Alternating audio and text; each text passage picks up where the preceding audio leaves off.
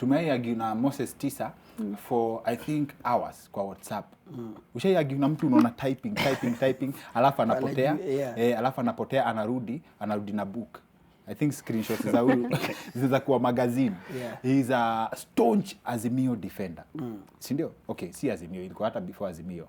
Staunch ODM supporter. Si ndio? As a youth man, before you decide the person you support, what influences your decision? First, I said I was running and I'm not running again. Yes.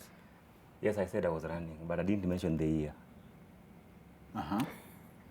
That is one. And two, what makes me feel that I should support party A or party B is the ideologies of that particular party. The ideologies. What that party stands for and who are actually the leaders of that party. That will help me know the history of these people, what they've done before and what they're capable of doing. Yes. I'm supporting Azimio, or rather I'm supporting ODM, now Azimio, because I believe in I believe in ODM, and I also believe in the party leader of ODM based on what he has done before, what he stands for, and what he's promising to do, because there is nothing he has ever promised and failed to do. There is nothing he has ever promised and failed to do? Yeah. Unaweza tupea example, like in terms of what convinced you?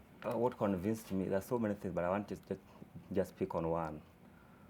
In 2002, when Raila and Kibaki were campaigning, when Kibaki was actually seeking to be the Kenyan president, where Raila led his campaign, they promised, and Raila was part of that team, that they would bring things like free primary education and whatnot. We have them, and they did whatever they promised. They promised kazi of pesa kwa wazee.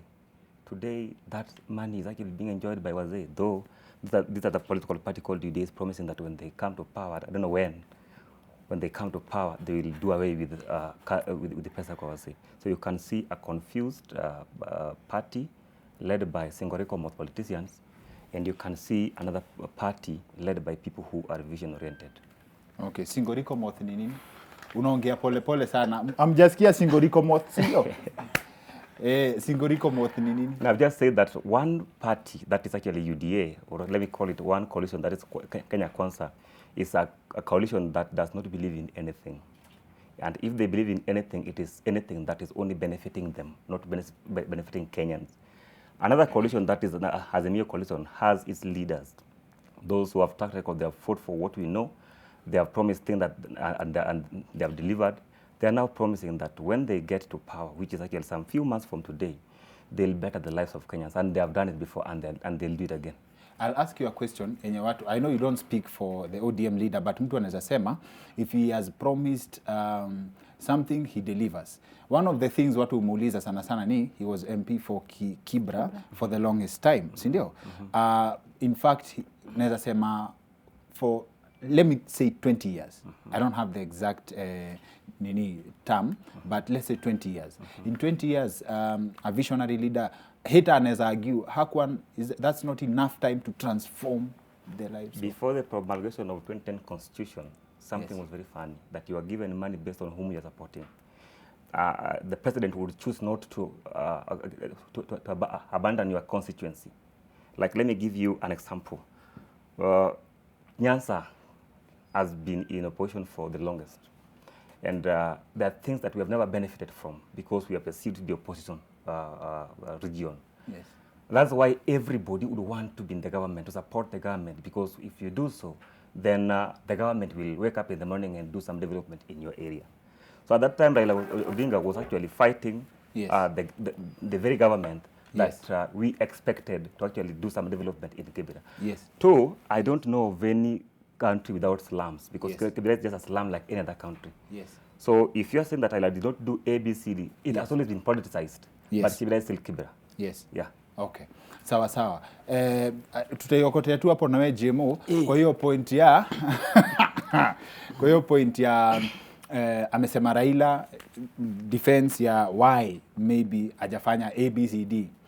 Na you mentioned something very honest. You've never voted for Raila from when you started voting. Yes. But mtu kama Raila is not the same Raila, he's not the same person now that he's supporting the system. So hebu tusaidie ku understand politics ya system na politics ya watu. You see, Raila Odinga, for me, I've admired him for the longest time. I've not voted for him, but I've admired him. You can stop at admiring. Hawezi enda. No, but it's possible. Sini kama tu ukiwa mtaani uone mtu mzuri useme ule mtu jo ni fine lakini umtaki. It's very possible. No, it's very possible. Sini ukweli. Yes. Because sasa huwezi taka kila mtu. Sini ukweli. So for me what I can say is Raila had an advantage when he was in opposition in terms of how he used to speak to the people. You see, when you're in the opposition, you have content to criticize the government. So every time you can speak, actually unaweza ongea kila siku. Because most of the times you find the government is doing mistakes, another after another after another. Sasa ile wakati alikuja kwa hii kipindi ya handshake, si yako kwa kipindi, sasa yako kwa system. Yes. Si ni ukweli. Now it has become very hard for him to actually expound and talk a lot of things. Now he's talking about futuristic things about akiingia kwa serikali zile vitu watafanya. You understand? And for me, I'm finding he's getting it very hard to connect with the young people. Wale madiehards. Because unajua alikuwa akisema vijana oye akisema hivyo then aseme na tunasema tutakuja tumalize. Watu wote wanachizi. Unanielewa? So now when he's going to a rally, people expect him to have solutions because you can talk to Uhuru directly. So sahi hawezi enda kuambia watu ati serikali haijafanya, hapana. Sahi ni aende aseme serikali itafaa. Na Wakenya wapendi sana mambo ya serikali itafanya. But unaona the same point you're making, the same point you're making, najua inawachemusha sana, but the same point you're making, uko na 2 points umemake. Ukiwa kwa opposition, uko na content sana.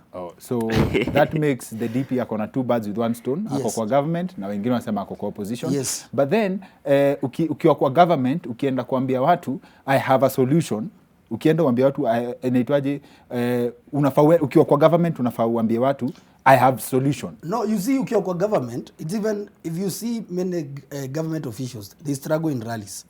Cause unakuja kutuambia nini? Si ufanye hiyo kitu mnafaa kufanya. Mbona DP has struggle? You already in the government. Mbona DP has struggle? Has struggle kufanya nini? Kuambia watu solutions. He's struggling. The reason why watu wengi wa believe DP ni because akienda kuongea vitu mingi watu wanamuuliza, lakini si wewe umekuwa na hii mbona hamjatengeneza hizi vitu? Kwani umekuja ukadiscover sasa mahasla na manini tu sahi? Si umekuwa kwa kipindi? You understand? That's why in some sections it's very hard to sell that narrative. Okay. Unanielewa? Yes. Lakini kama DP angekuwa opposition, akuje na hiki kitu ya hasla na kuambia ingekuwa moto sana. Haya, unataka kusema kitu alafu Tisa aseme? No, nilikuwa nataka kuchangia that Raila was a very good opposition leader and I think ako sawa hapo sana because aliweza kutupigania sana. Yes. In that position. And ile point amesema yani siku hizi nitakufanyia, hata siku hizi he even says that serikali ya Uhuru imefanya hivi kwa sababu tukijiunga na yeye tutawafanyia hivi. So the narrative has changed from serikali haijafanya to serikali imefanya all of a sudden. Sawa, wewe una run. Tuambie tu kweli kabisa. Why are you running? Why are you running? Yeah. Like I said previously, the reason I'm running is also these people are getting out of the spaces. We still need a generation to take over the spaces. Sadly, in our generation, not most people follow politics and leadership. So you are running to fill a vacuum? Not really. Eventually, we will need the space. So to me, I look at politics as a space and a tool for leadership.